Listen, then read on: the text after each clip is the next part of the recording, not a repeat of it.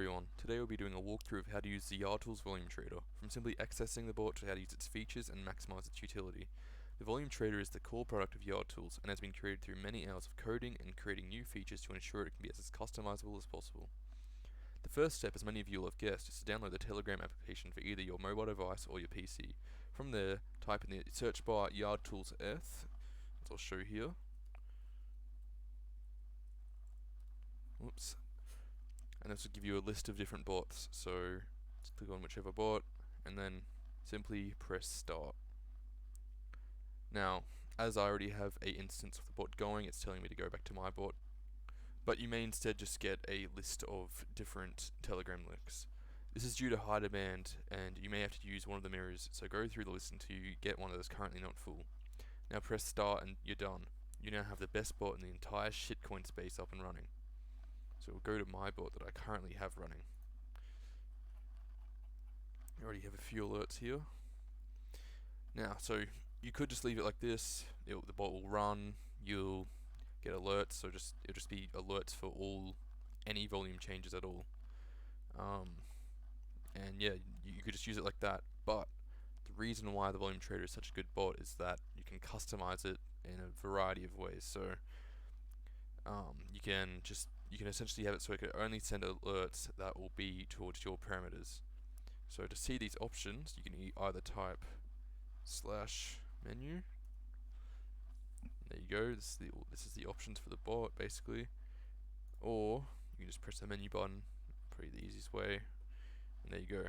Now for the part that you're actually here for, I want to now be explaining what each of these do and how to use them essentially. So the first one is add. And this is to add a token, any token that you want. You can see its volume, activity, and trends as it says here. This is essentially if you just if there's a token that you specifically want to see alerts for, you want to see its wallets, balances, you want to see how many snipers it's had, details, basically everything that you get here. You'll be able to do that for a specific token by going add. So for example, I'm just going to pull a random one up. We wanted ChatGPT and get the contract, and so obviously it'd already be getting alerts, but this is just an example. Add token, paste the address, and boom. Now you have a watch list and it has that token in it. Now if you want to go see what tokens you currently have or even remove them, you can go edit current tokens, show you what you currently have. You either remove, so I'll just remove this, and now ChatGPT is not being tracked. For now, I'll skip filter as it's probably the longest and probably easily the biggest part of this video. So for now, I'll just be going to Topcoins. So Topcoins is essentially it's very, for me personally, one of my favorite parts of the bot because it just allows me to see how the space is going, what tokens have been big in the last day. So that's Topcoins. Topcoins will show you the top 10 tokens of the last sort of time period. So let's see. You can see the top 10 coins in the last hour to 24 hours and 2 days to 30 days. So say I wanted to see just what coins were really good, maybe what the meta is in the last day. Well, I'll do 24 hours. So let's see. The last 24 hours, the top performing coin was Sharby. That's its contract. It shows you the total, which is it did 251x on its initial liquidity, or sorry, market cap. Currently, this is what it's at, and then we get some helpful links to the Etherscan, Uniswap if you want to buy it, and a nice chart at Dex Screener. So it's very helpful just to see what's popular right now, what names could do well, all that type of stuff. And also it's just interesting to see, okay, there's a 250x today. That's pretty damn good. So it's very, very nice to have that. So while top coins are very helpful, and it's probably one of my favorite parts, the scam to money ratio is, in my opinion, even better because it gives you a bigger picture. Because obviously, while yes, there might be 10 coins that have performed really well, that's not showing us how many coins in general have done well. So if you want to see the overall kind of state of the market for the last 24 hours or 30 days, but let's just do 24 hours. We can see that, okay, in the last day, there's been 110 tokens created. Out of them, 16 that launched did at least 10x, which is what we define as a mooner, and 50 scams. This meaning it could have been rugged, liquidity pulled, etc. Just you haven't made money on these ones at least. So obviously not very good. 16 to 50, definitely isn't the best, but yeah, so you'd think, in the last 24 hours probably not the best day to have sniped or, you know, just made money in general, I guess. But obviously you still could, as we saw up here. We have 184x, 62x, so you definitely still could have done well.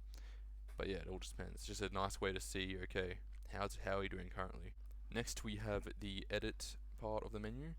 So this is just another part of us wanting to make the bot as customizable as possible, because, well, we would hope that everyone's going to use this information. Maybe, for example, you don't like that there's details, or you don't like, the insight section. So you didn't want this, you didn't want to know about wallets, or you thought the wallets with balances part, you just didn't think it was needed, etc. Whatever reason, we just allow you to remove that to make it a cleaner one.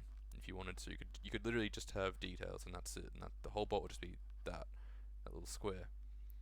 So if you wanted to remove parts, you'd simply go edit, go volume trader, and then you could go remove any of those parts. So say we wanted to remove wallets with balances, go wallet details, enable disable.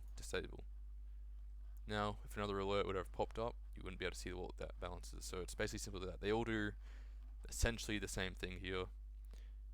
Or you can also just enable or disable the whole of volume trader as a whole. So you wouldn't get these alerts at all. You'd only get our other half, which is, let's see if we can find one.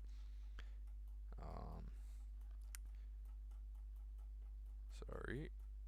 So you'd only get the Snipe detector as seen here. So it'd just be these types of alerts. So you'd only see basically what the bot is showing as that has been, something that's lots of snipers. So, for example, here we have 7 snipers name. It's basically showing, we can't guarantee alpha or anything like that, but it's at least coins that are popular enough or big enough to have a decent number of snipers. So you could only just have that, and that's all you'd use volume trader for. Just really depends on the person. And then if you were the opposite, or you wanted to re-enable what you've removed, you just go back into it. So what do we deactivate? I think we deactivated wallet details. Go back there, enable, and now you'd be getting those wallet balances again. If you wanted to go and you didn't like the Snipe detector and you only wanted the volume trader, you just do that and you just disable that as a whole. That's basically essentially what edit does. Just a nice little another thing that we make sure that, because we really just want to focus on letting the user have a bot that is just exactly what they want. It could be 10 different things for everyone. So that's why we have that. If you want to do one strategy, you could remove these 3 because you only just want a quick little thing, a quick little just the very essentials, I guess. And you just have that. Or if you're like me and you want all the information, you want to look at all of that and then make a decision, well, you can have all of it. That's why we have the edit tool. And now for filters. This is the one this is definitely the biggest part of YardTools, I guess. So this will take a while. So essentially filters it's the part of YardTools that we've really tried to hammer down and really tried to just make as robust as possible. We want to have the ability to just filter out anything, filter out for any type, any strategy. If you just want to play really low market cap, you could set your liquidity to $1,000. Only get coins that are below $1,000 alerted. If you wanted really high caps, you could do 50k to see some of some big changes. To if you want to invest a lot of money, you'd see alerts for bigger tokens that might be about to pump or something. Obviously you can never guarantee anything, but it's just very helpful by just very narrowing down everything on our alerts. Because obviously this is just showing you every alert, so that has had a volume, an increase in volume, right? You might not want that, so this is where the filters come in place. So I'll now do a quick example. Whoops. A quick example of each type of filter. So, so we basically have the yes or no type of filters, which are the liquidity locks, the honeypot, the burn, the renounce, and the verified contracts. So these are essentially the only thing you have to do is you have to click on them. example, liquidity lock, and you filter by lock, yes or no. So they're all very simple to use. It's basically just, okay, so for example, the lock. If you press yes, the only token that, the only alerts you'll get from that point on are going to be tokens that are locked. Liquidity is locked, and that's it. You won't get any that aren't. So it's, you know, very nice if you want to be very, very safe, and it's essentially the same type of thing for, sorry, where is it? Same thing for Honeypot. So Honeypot, you say yes, you only get tokens that aren't Honeypots. Burn, same, you only get tokens that have been burned. Renounce, the same thing, you only get tokens that are verified if you say yes. Sorry, no, that's verified contracts. And then Renounce, so verified contracts, yes, you only get tokens that have been verified. And Renounce are only tokens that have been renounced by the owner. And so they're all, as I said, you know, check it. Just a yes or no, simple. If you do want tokens that have been unverified, you'd say no, or you would just keep it as is. But if you really wanted to be, you know, very safe, you could, you know, have it. There's no honeypots, no unverified, and no lock. For example, if you just wanted to have only tokens being sent that are as safe as possible. But yeah, so that's that type. The next type of filter we have is basically where you have to actually input a specific number to, you know, it's best to see with an example. So notifications, right? We only want tokens that have less than 10 notifications. So, you know, this number over here, oh sorry, alerts, notifications. But so this is 15, it wouldn't be allowed if we put this filter on. So let's see. So it'd go, I only want tokens that are, you know, fairly early cooled by the bot. So go max notifications, input 10, and now any token above 10 calls will not be sent. So you won't be getting, you know, sometimes you could get like an 156-day old coin that's had a bit of volume lately, and then it'll get cooled. So if you have that on, it won't happen. And all the, so let's go back. So yeah, so the notifications, the market cap, liquidity, the taxes all work in the same way. So you got to actually input, and normally they have a min or max. So again, see liquidity, market cap is the same. So we only want coins that have a maximum liquidity of say 10,000. So any coin over 10,000 liquidity will not be sent. And yeah, same thing for market cap and taxes. So this one is a bit more specific. So you have buy tax or sell tax. So go buy tax, and again you can be even min max. So it's very, very in detail. So say we'd only, you want to avoid all those tokens that have, you know, 40% buy taxes and stuff. So you go max buy tax 40. Anything below that could be sent. Anything above 40%, you just won't even bother with. It won't send, so you won't have to even bother with it. So it's very nice just to quickly filter out in a very specific way. Just, you know, get rid of what you do not want. Then the next type we have is the time and contract age, which are essentially, you can see the maximum time frame for a token is launched. So this is when the token is first. So this is why we have contract age and time. They're different. So time is the maximum time frame when the token actually has that liquidity added and it's been able to buy. So say if I did it as 24 hours, then only tokens that have been actually launched in the last 24 hours will be sent. Now this is alternatively to contract age, where this is when the contract itself was actually created. So it could be a 200-day contract but hasn't been launched, then it wouldn't even, you know, using time wouldn't filter it at all, because that's for when it launches. So this is actually the age. So if you're, you know, someone that really wants to try to focus on alpha, and you know, if you think that, okay, well, a lot of these coins are launching very old contracts to make it seem, you know, more insider and important, well, you maybe just say, okay, I only want coins sent if they've at least been out for 30 days. Not been out there. The contract has been created for at least 30 days. So you do that, and you only get tokens that are at least 30 days old. The contracts are at least 30 days old. Next we have Blacklist token. This is just a very nice quick filter. You just put in any token address you want. So again, I'm going to use a random one, Kenji, put it there, and it's just a very simple filter. It will just, the Kenji token will not receive another alert. It won't be sent at all. It's no more alerts for that after you do that. So if you have a token that you know is, I don't know, is a scam, or you just simply you don't want it there for whatever reason, you can add it to your blacklist, so it will not be sent here anymore. The final filter is the wallets filter, which is a more it's a specific part. So basically, with YardTools, we have this thing called fresh wallets and dormant wallets. So fresh wallets are less than 10 days old, and dormant wallets are more than 100 days old, and haven't had any transactions in that time. So this can be helpful again if you're thinking of the more alpha insider type side. So if there's a bunch of 100-day old wallets that haven't done anything, all suddenly buying a coin, well, it could be something important, right? So that's why you could do that. So maybe you only want coins that have had, again, minimum, max, we always allow that.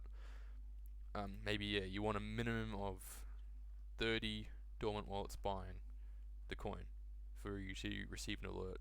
And then fresh is the same thing. You just go back, wallets, fresh, and you only want, let's say you want a minimum of 20 fresh new wallets, and because maybe you think that, I don't know, maybe you think that could be a sign of alpha or of a really good coin. Whatever reasoning, it's just there if to personalize your YardTools experience. The final part of the volume trader side is you can also just go check your filters, and you can just see all the filters you applied. You can see all the ones I have applied already, and you go, okay, actually I don't want any of these. You just go reset all filters, and now you're back to the default YardTools. The next part of the filter is for the Snipe detector, as the one that's specifically showing coins that potentially are insider, and showing how many if it has a lot of snipers on it. That's what this is controlling, filtering out. So you go Snipe detector, and it's basically a threshold for how many different unique snipers have to be on a coin for it to be classified as a a sniper or insider type alert, or whatever you want to call it. Sorry about that. So say we only think that 20 snipers buying a coin is relevant for us. So we go, okay, I want at least more than 20. So you go like that. And again, filter updated, and now only coins will be called by the Snipe detector that have at least 20. And then again, you can go Snipe detector, and check your filters, and reset. Finally, we have the last part of the bot, which is very much related to the filter, is our profiles. So we realize that with all these different filters that users will want to change fairly often, or if they do want to change, it's quite a bit of a hassle. It was quite a bit of a hassle before. So we basically added profiles, which is a collection of your filters that you actually have. It's a bit of a random one I made. So the default ones, we just have some presets. It's early tokens, safe early tokens, and safer early tokens, and safest early tokens. So it's basically just ones a team have made. For safest, for example, is it has to be burnt. There's no honeypots. It's only locked. Minimum of $1,000, maximum of 12,000. So it's fairly early. Early, and that's at least have had 5 to 15 snipers on it, and has to be from at max 30 days ago. So you press that, and then boom, you have all those filters on, and I don't have to go and apply 6 different things. So it makes it very easy and very fast to use the filtering. Again, reset, and then we can see that, okay, what if I want my own filters? So you just go create a new profile, create a test example, a bit of boring name, I know. New profile created. Okay, so now that will be applied, and now if I go back to menu, filter, and I'll just do a random one, burn on, and blacklist token, whatever I had before. And now that is a filter. That is a profile of filters. So for whatever reason, I wanted to go back to that profile that I've just made, which is sorry, where is it? Yeah, so that's burns filtered. Then I'll just go back to that, press use. They will be filtered. They're already on, but it's just showing that you could use it. But if I wanted to go back to safer early tokens, I'd press use, and now those tokens will be on. And it's as simple as that. Just a very nice way to make you be able to change or create your own profiles of a bunch of different, bunch of different filters to make that as fast as a process as possible. So that is about all. We also just have that you can get support with the bot by going /support, open this, and start there, and you'll be able to talk with one of the team members and work out everything. And also the guide, which is basically essentially this, but as a written guide, which will link to the Medium and Gitbook that we currently have. And the written guide will also be in the description of this video. And yeah, that's all. Thank you.